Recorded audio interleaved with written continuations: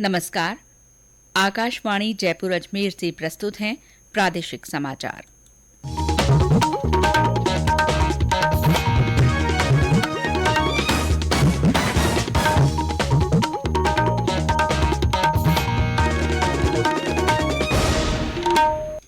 मुख्य समाचार। प्रधानमंत्री नरेंद्र मोदी के नेतृत्व में कल सर्वदलीय बैठक में भारत की G20 की अध्यक्षता से संबंधित पहलुओं पर विचार किया गया। भारत के G20 शेरपा अमिताभ कांत ने सतत विकास लक्ष्यों को प्राप्त करने की दिशा में सामूहिक प्रयासों को बढ़ावा देने की आवश्यकता पर जोर दिया। राष्ट्र आज भारत रत्न डॉक्टर भीमराव अंबेडकर के महापरिनिर्वाण दिवस पर उन्हें श्रद्धांजलि दे रहा है। और प्रदेश में तापमान में उतार चढ़ाव का दौर जारी। सीकर के फतेहपुर में पारा 2.8 डिग्री पर पहुंचा। समाचारों के साथ मैं शीला चावला। और अब समाचार विस्तार से। प्रधानमंत्री नरेंद्र मोदी के नेतृत्व में कल हुई सर्वदलीय बैठक में भारत की G20 की अध्यक्षता से संबंधित पहलुओं पर विचार किया गया।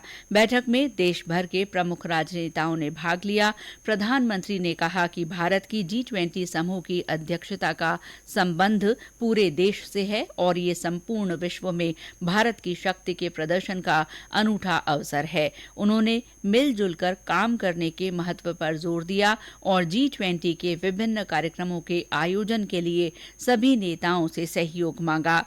श्री मोदी ने कहा कि G20 समूह की अध्यक्षता परंपरागत बड़े शहरों से अलग हटकर देश के हर भाग की विशिष्टता को प्रदर्शित करने में मददगार होगी। प्रधानमंत्री ने G20 की बैठकों के आयोजन स्थलों के पर्यटन और उनकी स्थानीय अर्थव्यवस्था को मजबूत करने पर भी जोर दिया। इस अवसर पर पूर्व प्रधानमंत्री HD देवेगौड़ा, JP नड्डा, मल्लिकार्जुन खड़गे, सीताराम येचुरी और चंद्रबाबू नायडू सहित विभिन्न राजनीतिक दलों के नेताओं ने भारत की G20 की अध्यक्षता के संबंध में अपने विचार साझा किए। भारत के G20 शेरपा अमिताभ कांत ने सतत विकास लक्ष्यों को प्राप्त करने की दिशा में सामूहिक प्रयासों को बढ़ावा देने की आवश्यकता जताई है। उदयपुर में चल रही G20 शेरपा बैठक में पर्यावरण के लिए हरित विकास और जीवन शैली पर आयोजित सत्र में श्री कांत ने हरित ऊर्जा को सुविधाजनक बनाने की जरूरत को रेखांकित किया। बैठक में इस बारे में प्रभावी रणनीतियों पर विचार विमर्श हुआ। भागीदार देशों ने भारत की पहल की सराहना की। शेरपा बैठक के तहत कल उदयपुर के जग मंदिर में रात्रि भोज पर संवाद भी हुआ। आज विभिन्न देशों के शेरपा कुंभलगढ़ दुर्ग का भ्रमण करेंगे। उनकी सुरक्षा व्यवस्था को ध्यान में रखते हुए आज और कल कुंभलगढ़ दुर्ग में आम जन का प्रवेश वर्जित रहेगा। सरकार ने संसद के शीतकालीन सत्र से पहले आज सर्वदलीय बैठक बुलाई है। सत्र के दौरान केंद्र संसद के दोनों सदनों की कार्रवाई के सुचारू संचालन के लिए सभी राजनीतिक दलों से सहयोग की मांग करेगा। संसद का शीतकालीन सत्र कल से शुरू होगा और 29 दिसंबर तक चलेगा। 23 दिनों के सत्र में 17 बैठकें होंगी। इससे पहले संसदीय कार्य मंत्री प्रहलाद जोशी ने सत्र के दौरान विधायी कार्यों पर सकारात्मक वाद विवाद और चर्चा होने की उम्मीद जताई है। ये समाचार आकाशवाणी जयपुर अजमेर से प्रसारित किए जा रहे हैं। राष्ट्र आज भारत रत्न डॉक्टर भीमराव अंबेडकर को उनके 67वें महापरिनिर्वाण दिवस पर श्रद्धांजलि दे रहा है। राष्ट्र निर्माण में डॉक्टर अंबेडकर के योगदान को प्रदर्शित करने के लिए देश भर में कई कार्यक्रम आयोजित किए जा रहे हैं। भारतीय संविधान के जनक डॉक्टर अंबेडकर न्यायवादी, अर्थशास्त्री, राजनेता और समाज सुधारक थे, जिन्होंने वंचितों, महिलाओं और श्रमिकों के सामाजिक भेदभाव के खिलाफ अभियान चलाया था।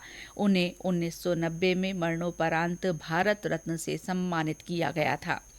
प्रदेश में भी बाबा साहेब की पुण्यतिथि पर उन्हें श्रद्धापूर्वक याद किया जा रहा है। इस मौके पर बाड़मेर जिले में कई कार्यक्रम आयोजित किए जा रहे हैं।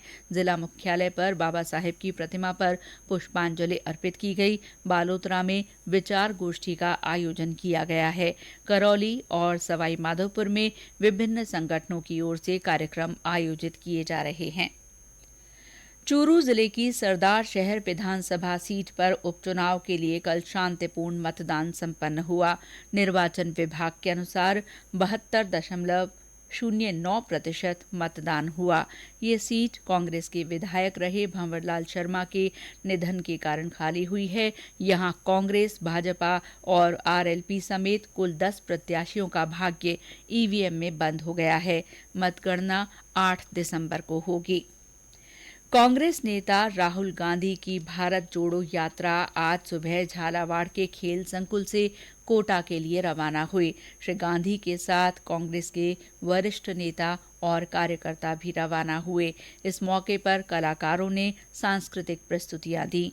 इससे पहले कल कांग्रेस के वरिष्ठ नेता जयराम रमेश ने झालावाड़ में पत्रकार वार्ता को संबोधित करते हुए भारत जोड़ो यात्रा के बारे में जानकारी दी।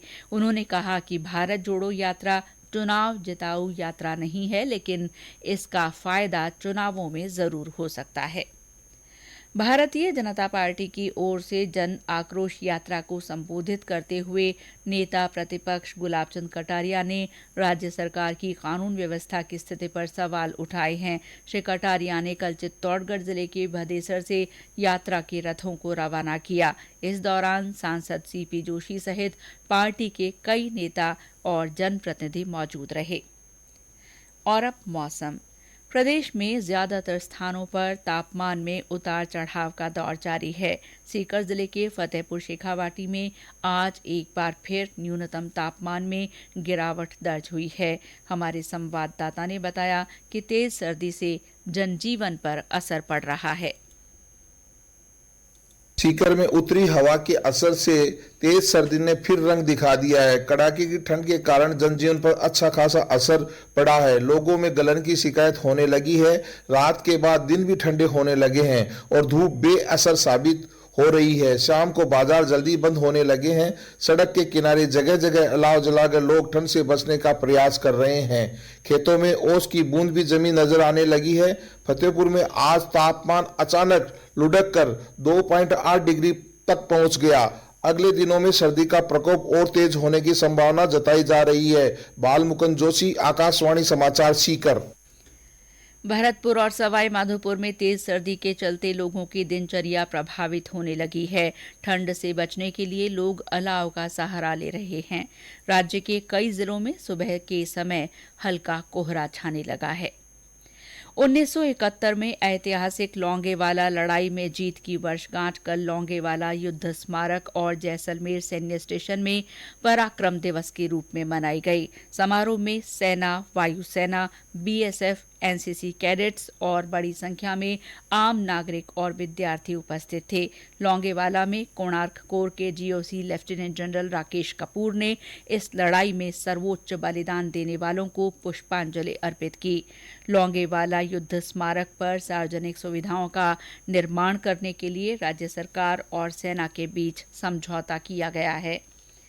जैसलमेर मिलिट्री स्टेशन पर स्वदेशी टैंकों, तोपों और आधुनिक हथियारों तथा उपकरणों की प्रदर्शनी लगाई गई।